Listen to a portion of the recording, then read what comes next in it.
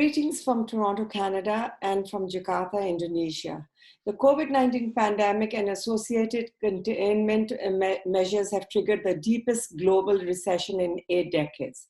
As many countries implemented lockdowns and travel restrictions, global demands for goods and services plummeted along with tourism flows and commodity prices. Supply chains were disrupted, and financial market volatility has spiked. Global Situation Report warns economic growth in Asia and the Pacific will fall from 5.5% to 2.2%. In many Asia and Pacific countries, more than 3 in 4 workers in the tourism sector are in informal jobs, leaving them especially vulnerable to the negative impacts of the COVID-19 crisis. Indonesia is the world's 4th most populous country with a large middle-class population. It is the 16th largest economy in the world and is projected to be the 7th largest by 2030.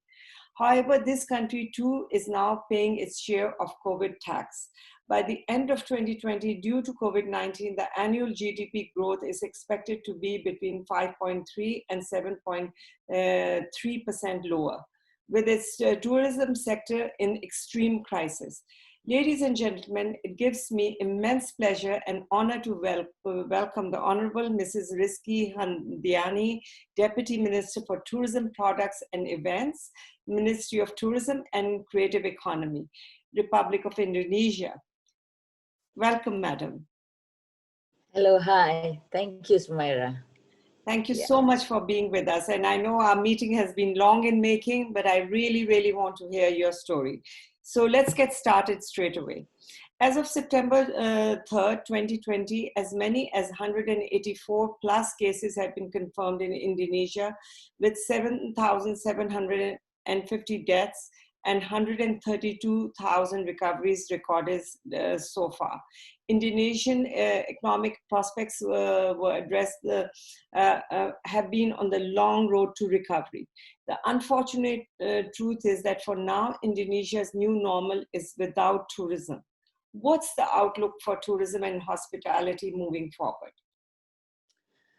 Thank you, Sumaira. That, as you already mentioned, that now the whole world is suffer from COVID-19, especially in tourism and creative economy sectors. And also happens in Indonesia right now, where since March we not receive any international tourists come to Indonesia, and then we know that we should wait until maybe 2020 that if we start to receive again the international tourists.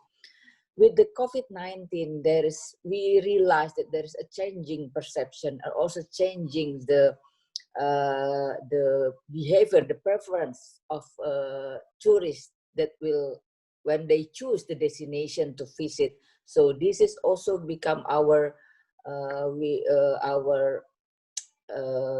thinking that we also need to change from the quantity. You know, as you know that before we targeted like 20 million tourists come, but now since the new minister, we already changed the strategy from quantity to the quality tourism, and this is become more sweet with this condition later on, that we think that we move from the quantity tourism to quality tourism.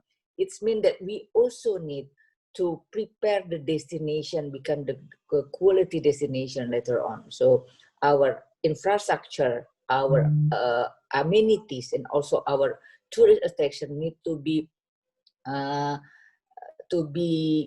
revitalized, become the destination that can suit for the need of our new behavior customer later, like that.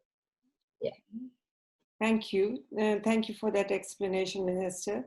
So Indonesia is the second most confident nation in Southeast Asia about reopening its tourism sector, with 71% of Indonesians saying their country is well prepared Last month, all hopes of jump-starting tourism were dashed when it was announced that Indonesia will keep its doors closed to tourists until a vaccine is found and immunity can be provided as the country continue to conduct clinical testing for a vaccine. The Indonesian island of Bali recently announced that as it was previously planning to reopening date of September the 11th, it will not allow international tourists now until 2021. Is this a huge setback, you think, for tourism, or is this a smart relief strategy? I think it's a smart relief strategy that we know that until not, we cannot say we open the border, but other countries not open the border, is it? But why we think about this? We say that because actually Bali at that time we preparing to receive tourists. We applying the protocol. We call it CHSE, cleanliness, healthy, safety, and environment, gitu, ya. And we preparing, we set up the protocol for the accommodation, for the destination, for the restaurant, and we training as well as we socialize this protocol to the communities, to the tourism sectors. But unfortunately, yeah, this is the situation right now. It's not. I think it's also happening in other world that COVID-19 is not stopped right now. Even though in the developed countries, I think we still see this. And actually we want to help we need to consider the tourism industry, like hotel, travel agent, tour operators, guide, and everything. And so that's why at that time, maybe in July, we plan to open for the domestic tourism. Actually, it's working. 2 weeks ago, there's a long weekend in Indonesia, and about 4,000 tourists, domestic tourists, come to Bali. Actually, there is still a market, Indonesian national market in Indonesia. So actually, we are lucky because we are actually the population is quite good enough to fulfill the loss of the international tourists become the domestic tourism. In Java, because of the access, the between Jakarta, Surabaya, Yogyakarta, and no people still traveling. But now we maybe next week we need to be more careful again because the graphic of pandemic is rise again. So it's like we care about the economy, but we need to put in front the healthy of the people. So this is the strategy of the presidents. Yeah. Okay, so you're talking about the domestic tourism. So number one, there are a lot of small points that you have raised. So it's clear that Bali is not going to open till 2021. So anybody who was zipping up their bags for Bali needs to unpack now. But hopefully, yeah.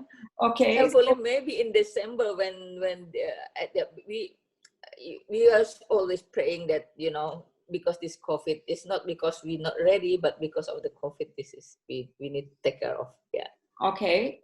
And then you talk about the domestic tourism. So I believe the government had set aside something like 443 billion Indonesian rupees to incentivize the domestic tourists to visit any of the 10 promoted destinations in Indonesia, very similar to what some of the other countries are trying to do. But really, is domestic tourism enough to fulfill the gap left by the international tourists? Do you think that really is solution? I know you have the critical mass, and I understand it's a huge population of Indonesians, but also there are many who live below the poverty line. So how do you adjust and adapt to these numbers? I think we need to live. I know we cannot change the international tourists. We need the international tourists for foreign exchange earning, yeah. But in order to help the tourism sector, the industries, they need the market, they need the guests. So this is the why we still encourage domestic tourists to travel within the city, within the region, or between the regions. It cannot, like in Bali, maybe because they receive about 10 million national domestic tourists in a year. I know this is cannot, we cannot fulfill that, but this is but we cannot just leave them alone.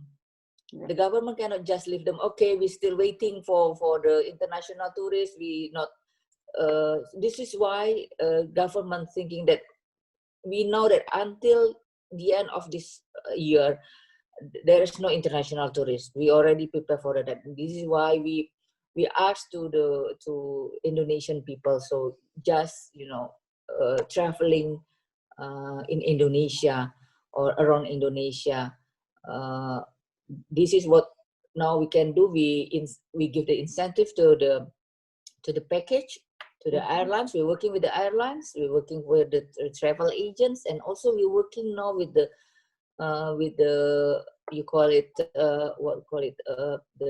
the associations, whether that they want to have a meeting or conference, whether they hybrid or offline. So we know that maybe we cannot have a meeting like 500 people, but maybe in 250 and another 250 with the hybrid, we can support that. This is what the strategy we prepare for, also for MICE event, but still domestic, the national. So I think that it's a good strategy. I congratulate you for going for that, because at least if it doesn't pull in the FDI, but it keeps the products running. It keeps the hotels filled up, and the vendors and street sellers and everybody in business, even if it is domestic tourism. Yeah. Okay. So but we now hold it again because we have a program because the Bali's province asked us, we prepare the program. We call it Wheel of Bali, that people in Bali traveling in the island itself. So we give the incentive they make we working with the association of travel agents. They make like a package 10 program, and then we invite the participant from the the college, from the communities, and then to try this package. So we plan that around like 5,000 Balinese people traveling around in Bali itself. But the important is that we can give the business, we still can give business to the industries, to the hotel, to the village, to the community, and then also to the restaurant. So this is the goals that we think that we can, at least the government give support incentive to that kind of the activities, to travel in the island itself.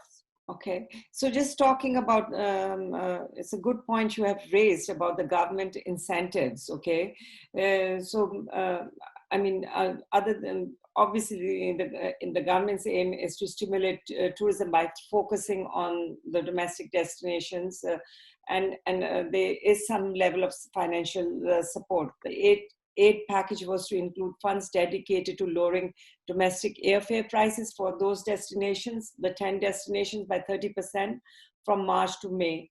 During the same period, jet fuel prices and airport charges were to be lowered at 9 airports. For 6 months, the government was subsidizing taxes owed to regional governments by restaurants and hotels located in those 10 destinations. Is that still continuing, and how does the tourism industry benefit from these incentives and waivers? Are these enough? Is more being planned? Because it's quite clear that the shelf life of this pandemic has now got extended. We are already in the second wave. So are these incentives being further enhanced? Yes, of course. Now we're preparing again the incentive for the industries. Actually, the is still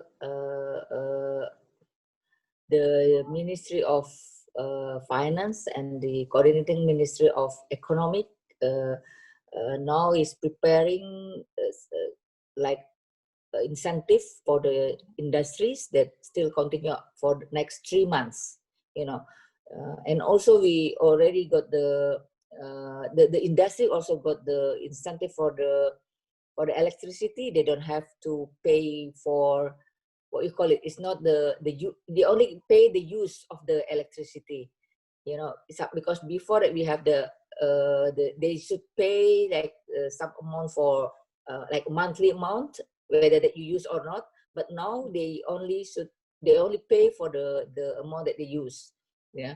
And other things that we also the government also support for it's not only for the tourism, for the creative economy sectors, that we call it beli buatan is a buy Indonesian product.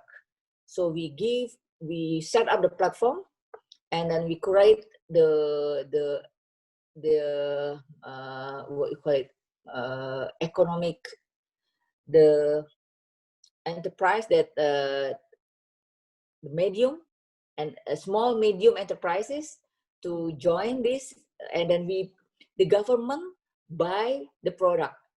The government buy the product they produce. So, and then also for the food and beverage, for the clothes, and other things. So this is that also the kind of the support from government, that we create them, we assist them to have a good product, and after that the government buy the product. That's a very unique case study, and I think there are many governments who can learn from that. I've not heard of that one before, so congratulations. Thank you. That is special indeed. So as Indonesia hits its 6 months since COVID-19, public health experts have blamed the worsening situation on what they call a business as usual approach taken by the central government. The central and local governments have also yet to impose strict measures to ban large gatherings and restrict mobility to curb the virus. From the point of view of both health protection and economic development, especially safe tourism reopening, health guidelines and protocols should be implemented carefully so the reopening does not lead to a spike in new cases. So are you, number one, are there further restrictions coming in? And number two, what are the further reports and protocols that you are working on? Can you please elaborate on this? Okay. We still, we already have the protocol, the general protocol about the health, the wearing the mask, washing your hand, and then keep the distance. We always campaign that general protocol.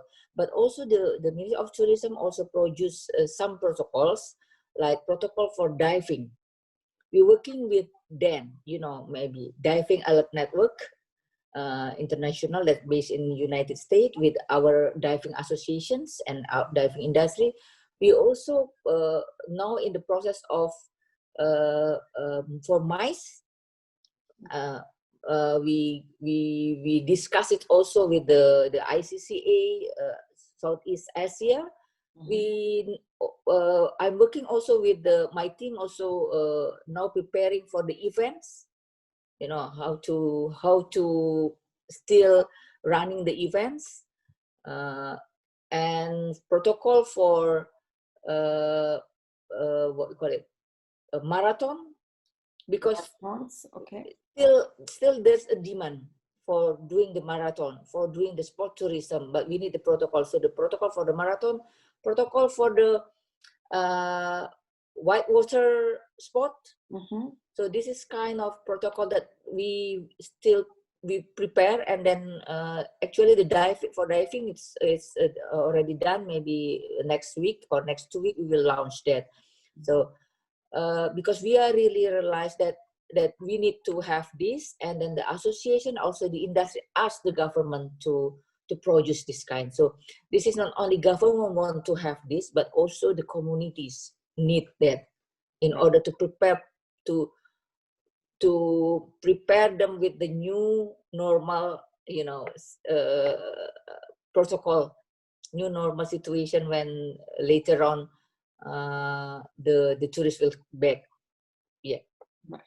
Okay, that's unique because, when we think protocols, most of the countries are really working towards hotels and restaurants and hospitality, airports and airlines. But it's very good to hear from you that you are focusing on all of these other segments, from sports tourism to marathons and diving, white river rafting, and all of these other verticals that Indonesia has so much in abundance. And I'm sure that you got something that you're focusing on, ecotourism as well. And so I can understand your position, because not one set of rules and guidelines will fit the entire industry from end to end, so it's a challenge. Like diving, diving industry need a lot of human touch, and then need a lot of using the gear in the mouth. So this is very risky. So that's why we and the associations agree that we need to have this. And for the airport also we have that, but the Ministry of Transportation who produced this protocol. Right. But this the specific activities in tourism, we produce that. Yeah. Right. No, and you are talking about MICE and events, which is very close to my heart, because I'm a conference organizer, and it's very heartening to hear, because events are dying a natural death. And a lot of governments today, they focus on the big data of travel and tourism, and they don't understand the meetings industry and its contribution. So it's very good to hear that Indonesia is so focused on that. And you mentioned about the organization of ICCA, ICA, and I think they have a very important role to play. Yeah. In fact, I have my next town hall is with their CEO. So good to see that you are following the global trends and guidelines and organizations on how to proceed. Moving on, Singapore, Malaysia, China, Australia, and Japan are the top 5 sources of visitors to Indonesia. Also, the government's plan to establish travel bubbles may not be between countries as previously floated, but rather between a country and province or specific tourist destinations. What are the commercial strategies you envision that will be successful once the countries allow international tourism? And how critical is Chinese tourists' return to Indonesia? I think the Ministry of Foreign Affairs and the Ministry of Law, that as the Immigration's Directorate General of Immigration there, still in the process of discussion with some countries to talk about the travel bubble. But in Indonesia, maybe travel bubble is not for the whole countries, but for specific destination. This is what we proposed actually, that maybe Australia and Bali, Singapore and Cape Batam, so this is it's not only for the benefit for Indonesia, but also for the benefit of this that countries, like as you know that a lot of Indonesia goes to Singapore for medical tourism, medical what you call it, they need to go to the hospital. And also I think that in Singapore also they lost a lot of big customer from Indonesia and also from Kuala Lumpur. This is the one that under the discussion. But as you know that we still need now concentrate on our domestic, and we prepare. We still communicate with the industry there. So my colleague Ibu Nianis Chaya, maybe you also know that always have a discussion with the industry there, and then we to prepare when later on the border is open, we can continue. And we, what we call it, we still give the information to inspire the market, that we are still we preparing this destination with the protocol. And China tourists, I think it's still important for us. I think it's still important for all the countries in the world, I think, because there are a lot of tourists from here. But we actually later on will maybe change the strategy. It's not the quantity anymore, but the quality of tourists that come to Indonesia later on, which segment that you want to have. Because I'm taking care of mice, and I'm thinking about a lot of mice from China that we need to tap, because from the corporate, from the association, I think you know about that. And I think this is our strategy for the Chinese tourists. We will continue to promote, but maybe for the segmented, like mice or sport or events, or not all the segments that we want to target. Yes. So I think that this is an opportunity, right, to be a little bit avoid over tourism. Yes. So this is because I think a lot of countries are waking up to that reality that it's not the quantity but the quality, which could in the new normal will be important and critical. So I want to talk about something a little bit more positive. If Indonesia's tourism industry is to remain sustainable over the long run, the country needs to diversify the destinations it has to offer, weaning itself off over-reliance on Bali and distributing the benefits of tourism more evenly throughout the country.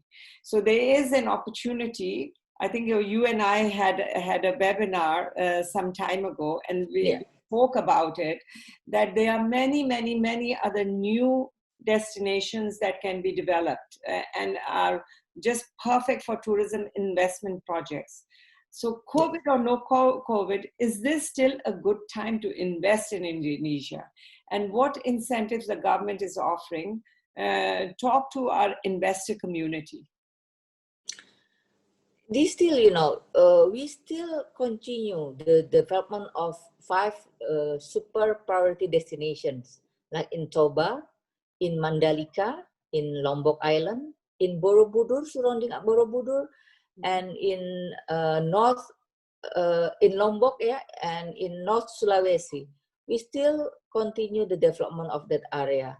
The infrastructure still continue, and the investment also, we still open for the investment, because we need to prepare the destination. We know after this COVID, a lot of people need to have holiday.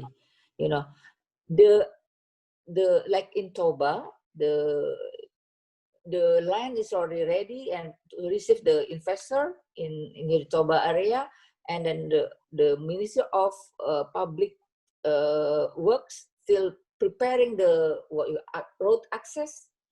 And in Yogyakarta, last week they still they already inaugurate the open of the new airport in Yogyakarta. I think we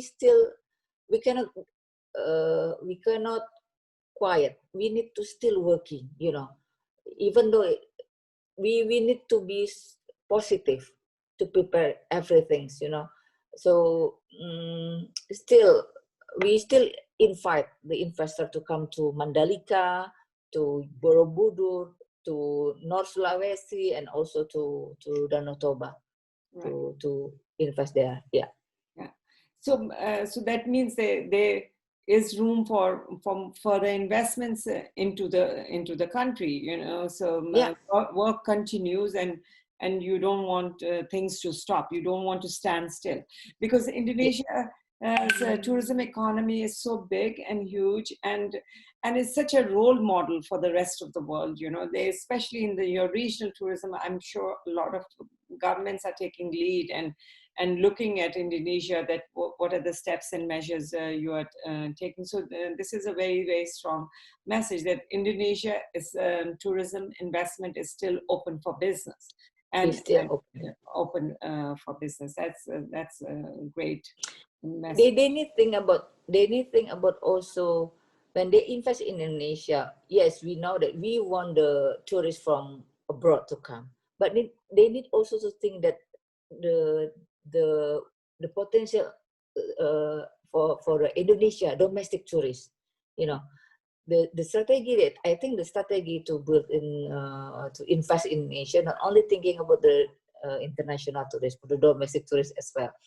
Right now in Labuan Bajo, they still building the hotel, the 5-star and 4-star hotel there. And who's come to that area? The Indonesian people. Right. Especially right now when we know that we need to help our own countries. So we encourage the medium high level, people, the rich people, not traveling abroad, but traveling in Indonesia, especially the exotic area in the eastern part of Indonesia, like Labuan Bajo, Lombok, in Papua, in Raja Ampat. There's a 4-star hotel there, and there is a LOB, the cruise ship, the traditional cruise ship that with luxurious facilities. So I think this is the one that we want to offer to. So when thinking about that, not only international tourists can fulfill their the room or the restaurant, but also the Indonesian people. Thank you, thank you. So and also we are now in strategy to develop the health tourism, the wellness and the medical tourism. We now also have later on strategy to invite the investor for the hospitals, maybe there is a lot of Indonesian people goes to Penang to have the medications, but now because of the COVID, they goes now in Indonesian National Hospital, and they just realized that, but the service of Indonesian hospital is quite the same with the other countries. So that's why this is the one also our strategy to promote health tourism in Indonesia for the wellness and also for the medical tourism. So this is also open for the investment to come to Indonesia for this sector. Thank you. That's good to know. So every crisis creates opportunity. What are the opportunities that will arise from the current situation, you think, for tourism? What is your feeling? What are your thoughts? Share that with us.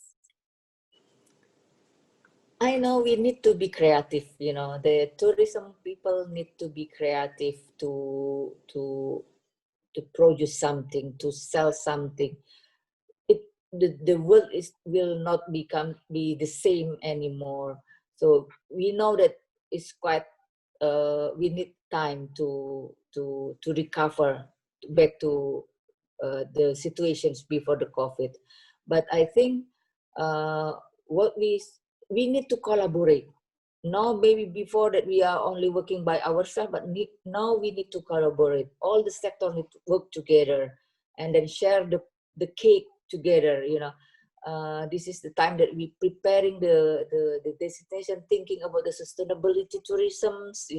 Not only rely when we before there's a lot of there is some farmer become the working in the tourism sector, but later on we need to think that farm also become the destination. So you don't need to become working for the tourism. We are still the farmer, but open your farms to become the destination. So this is, I think, that we need to support, the government support the kind of initiative.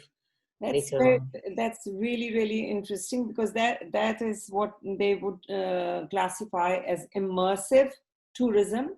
Okay, that's the term that is used for that kind of tourism, and it's more integrated. And in fact, I would encourage you to look at Seychelles as a case study for this. Okay. Okay. They have done this very, very successfully. That they actually. Which country? Seychelles. Seychelles, okay. Okay, Okay. they actually have a process around it, and you know, they are so do look at that, how Okay. it's basically letting the locals get involved with the tourism, you know, and offering their homes and places and their government subsidies to encourage this kind of process. It's very regulated, and 50% of their hotel rooms today in Seychelles are under that scheme. Oh Okay. yeah. Yeah. Okay. We also have that. We call it village tourism. There is other ministries, Ministry of Village and then small medium enterprise also support this. Give the incentive for the village tourism. We call it. They train the people, and then, because you know that Indonesia is still a lot of the rural area that really very attractive. That still we also give the attention to support the homestay and the village. But thank you. I will see how the Seychelles doing this. Yeah. Yes. And thank you so much. So in closing, I just want to say a few things here. That recently conducted a global survey on the world's most beautiful countries. The result shows that Indonesia was ranked 6th in the world, but was named the most beautiful country in Asia. Indonesia is an immense ethnically diverse nation with an estimate of over 300 languages and hundreds of ethnic groups spread across the country. Not only in abundant in cultural aspect, this tropical country showcases its natural wonders amid more than 1.9 million square kilometers straddling the equator. From the magnificent white sandy beaches, volcanoes to colorful marine treasures. The safe tourism recovery of the country is critical not only to Asia Pacific region, but to the world. And for that, I believe, Minister, with the policies you are applying, you will not only overcome, but will be a case study for the region. I wish you and your country the very best, and thank you for your time. Thank you so much, Sumaira. Thank you. Thank you. It's been a pleasure talking to you.